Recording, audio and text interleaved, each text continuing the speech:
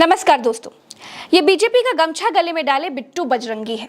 वही बिट्टू बजरंगी जिसने नू दंगे भड़काए। ये बीजेपी के उपाध्यक्ष कपिल मिश्रा के साथ गले में बीजेपी का गमछा डाले खड़ा आदमी बिट्टू बजरंगी है। ये काली शर्ट में गले में आई कार्ड डाले खड़ा बिट्टू बजरंगी है। आरएसएस की पोशाक पहने लाठी लिए खड़ा ये आदमी बिट्टू बजरंगी है। बिट्टू बजरंगी गोरक्षा भी करता था। बिट्टू बजरंगी लव जिहाद के मामले भी हैंडल करता था। बिट्टू बजरंगी भारत को हिंदू राष्ट्र बनाने के लिए मुहिम भी चलाता था। कुल मिलाकर बिट्टू के भीतर वो सारे गुण थे जो गुण उसके गले में पड़े हुए पट्टे के झंडे को लिए रिक्वायर्ड है। बिट्टू एक पार्टी के लिए सर्वगुण संपन्न कैंडिडेट था। बिट्टू ने नू दंगों के पहले 31 जुलाई को ब्रज मंडल यात्रा से पहले दूसरे समुदाय को भड़काने के लिए ये लिखा था कि ये बोलेंगे कि बताया नहीं कि हम ससुराल आए और मुलाकात नहीं हुई। फूल माला तैयार रखना, जीजा आ रहे हैं। बिल्कुल 150 गाड़ियां हैं। भड़काऊ जीजा को जब पुलिस ने दामाद बना लिया तो फिर जीजा के दामाद बनते ही जिस विश्व हिंदू परिषद की ब्रज मंडल यात्रा में वो आया था, उसी विश्व हिंदू परिषद ने ट्वीट करके क्या कहा वो भी आपको जानना चाहिए।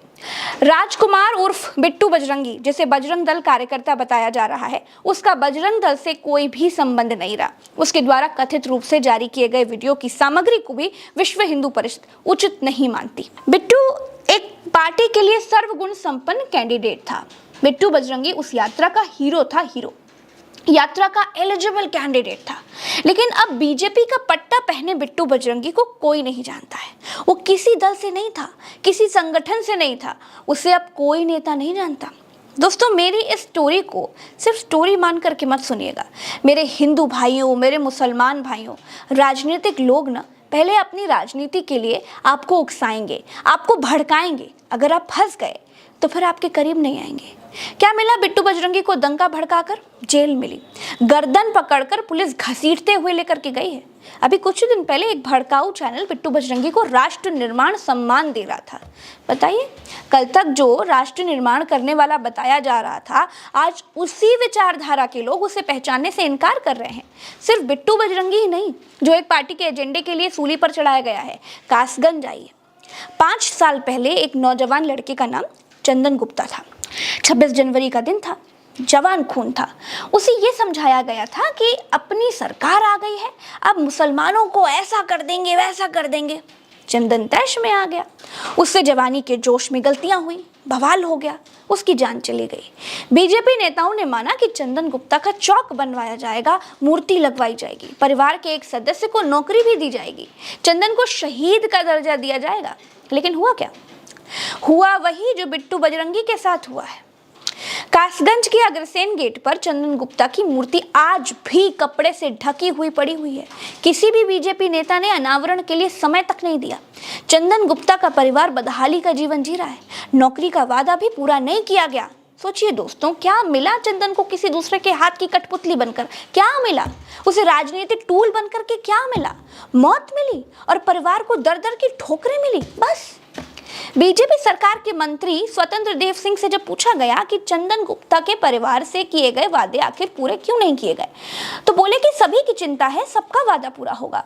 दोस्तों, 5 साल बीत गए हैं, उसके परिवार को अभी तक कुछ नहीं मिला।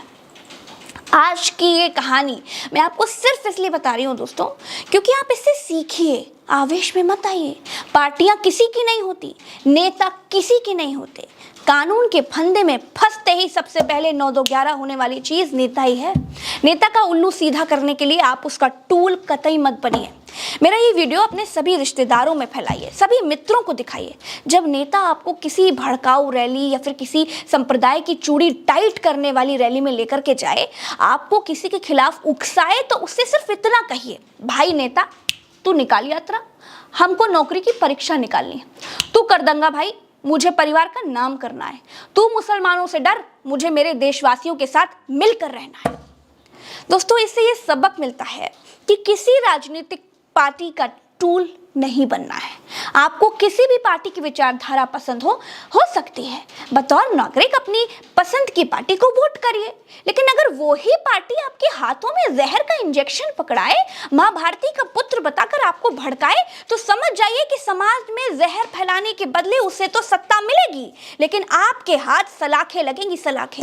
आपका परिवार रोड पर होगा, उसे पूछने वाला भी कोई नहीं होगा। इसीलिए अच्छे सपोर्टर होने से पहले अच्छे सपूत बनिए। आज के लिए इतना ही। चैनल को सब्सक्राइब करना मत भूलिएगा। जय हिंद।